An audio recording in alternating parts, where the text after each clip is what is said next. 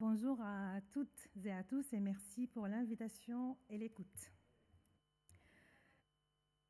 Je viens aujourd'hui témoigner pour introduire la plénière pour un travail du bien vivre, m'inspirant de mon parcours de 8 ans depuis mon arrivée en France, en tant que fondatrice de l'association ARIA et présidente de l'association Singanante.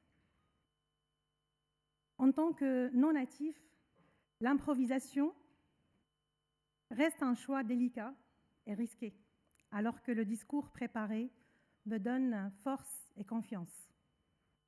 Toutefois, le contexte politique de ces 2 derniers jours ont fait que mes mots sur la feuille se sont embrouillés. Mes propos ont vacillé et j'ai eu un doute de ma légitimité à parler. Mais c'est à cause de ce contexte que j'ai tout le courage aujourd'hui. C'est un engagement que j'ai pris. Je suis venue de Nantes, ma ville d'adoption, pour partager mon histoire et celle de ceux qui comptent sur moi pour faire entendre leur voix.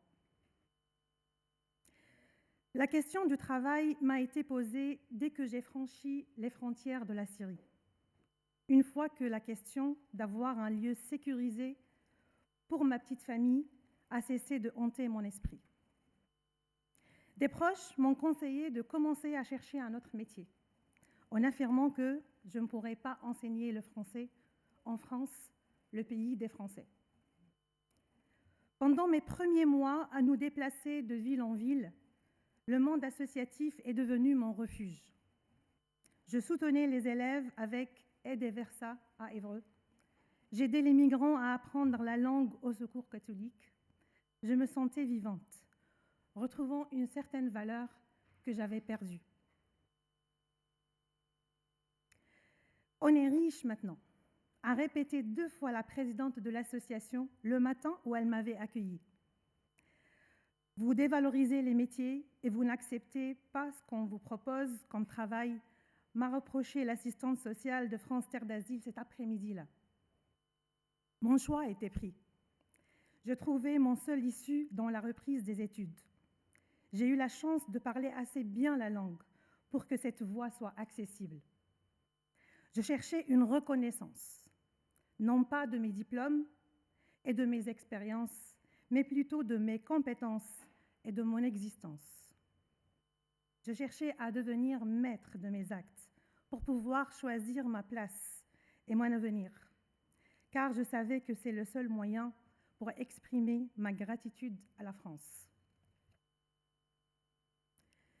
C'était ce choix qui m'a permis d'arrêter de dire « j'étais » et d'apprendre à dire « je suis ». Je ne suis pas seule. Rim, Iman, Gazi, Shaima, Domar et plein d'autres. J'étais professeur, j'étais commerçant, j'étais menuisier, j'étais psychologue, j'étais sociologue, j'étais ingénieur. Pourquoi on pense qu'on l'était et qu'on n'a pas le droit de le rester? Comme si on savait déjà qu'on n'a pas cette légitimité. Vous avez remarqué, un ingénieur, il dit toujours « je suis ingénieur à la base », même s'il est devenu boulanger. Un réfugié, il dit « j'étais ceci », alors qu'il aurait préféré ne pas changer de métier.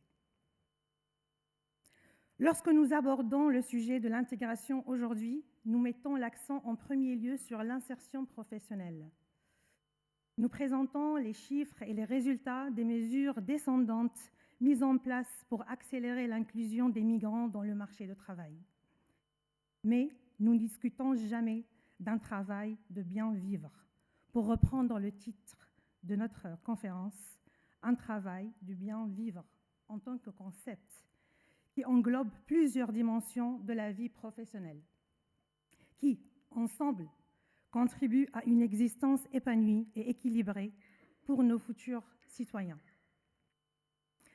Pour un nouvel arrivant, la recherche de l'emploi est souvent synonyme de déclassement progressif, avec une perte de confiance, de repères, d'espoir et de sens. Travailler devient pour lui alors percevoir un salaire, le plus vite possible, car son estime de soi au sein de la société, entre guillemets, être un bon migrant, dépend de son autonomie financière.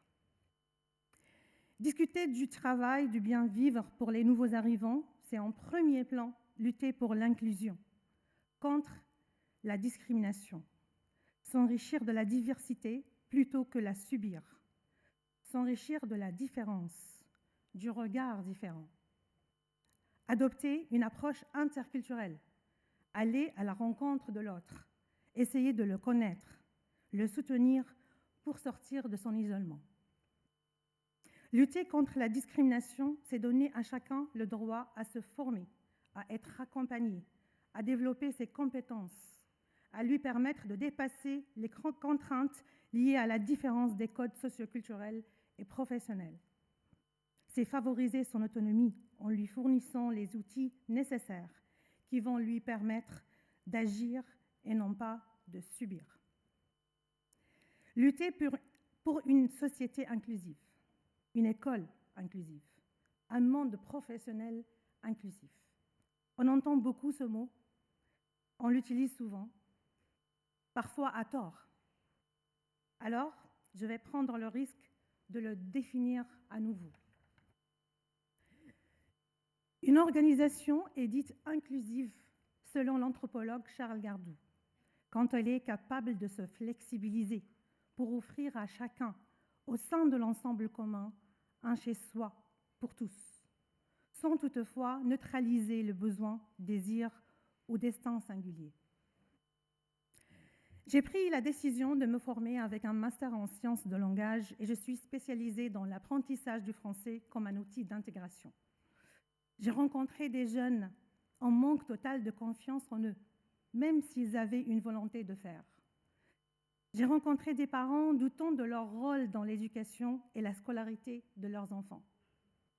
Je me suis engagée dans la lutte pour l'égalité des chances dans la réussite scolaire et j'ai rêvé d'une structure clé pour l'inclusion scolaire des élèves et de leurs parents allophones. Une structure qui répond à un des besoins éducatifs majeurs de notre société et de nos générations futures. Après plusieurs candidatures auxquelles je n'ai pas eu de réponse, heureusement, mon rêve s'est réalisé après avoir découvert l'opportunité de l'entrepreneuriat en rencontrant l'association que je préside aujourd'hui, Singa, à Nantes.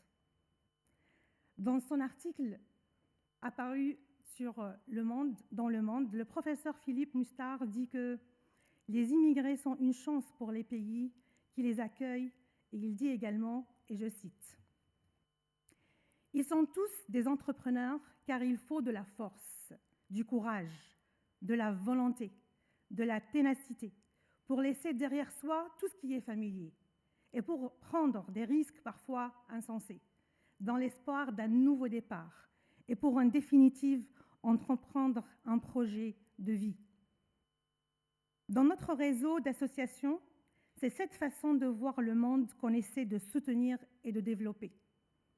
Plutôt que les métiers en tension, on aime parler des compétences inutilisées. Plutôt que d'insertion, on aime parler d'épanouissement professionnel. Mais c'est compatible. C'est ça qui est bien. Des compétences difficiles à valoriser dans une nouvelle société, c'est potentiellement des compétences rares. Travailler à l'accueil chez l'habitant ou au mentorat, on peut imaginer que c'est de l'enseignement ou de l'hébergement, mais c'est d'abord du lien social. Cette chose si importante que l'individualisme détruit en ce moment. Offrir une chance à un nouvel arrivant, c'est lui permettre de s'épanouir, c'est le soutenir dans son parcours de résilience, dans sa lutte. Notre défi devient de plus en plus grand. Changer le narratif, briser les barrières, dépasser les préjugés, ouvre la voie d'un avenir où chaque individu, indépendamment de son origine, peut pleinement réaliser son potentiel et contribuer à la richesse de notre société. C'est ainsi que nous répondons à la diabolisation du migrant, à une menace de notre existence, de l'existence de la France telle qu'on la connaît et en laquelle nous croyons. Ces 10 dernières minutes sont un moment de lien. Merci à tous pour cela. Il suffit parfois que 10 minutes. Merci pour votre écoute.